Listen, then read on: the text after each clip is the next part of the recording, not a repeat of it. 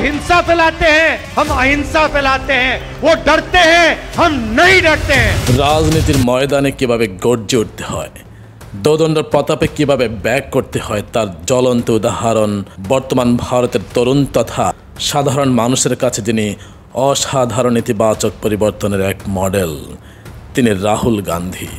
ভারত জোড়ো কর্মসূচির মাধ্যমে যিনি গোটা ভারতের এ প্রান্ত থেকে ও প্রান্ত ঘুরেছেন, ভোর থেকে শুরু করে রাত পর্যন্ত সকল শ্রেণীর মানুষের খুব কাছে গিয়েছেন, সুখ দুঃখ শেয়ার করেছেন তিনি রাহুল গান্ধী।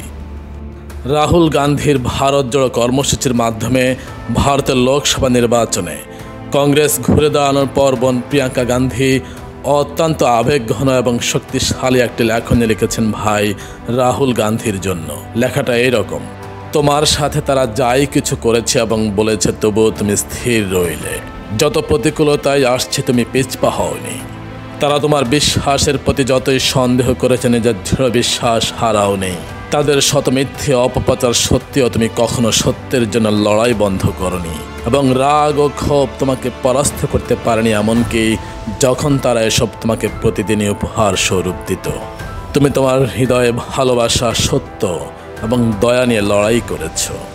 যারা তোমাকে দেখতে পায়নি এখন দেখতে পাবে, কিন্তু আমাদের মধ্যে কেউ কেউ সব সময় তোমাকে দেখেছে এবং জেনেছে সবার চেয়ে সাহসী হতে।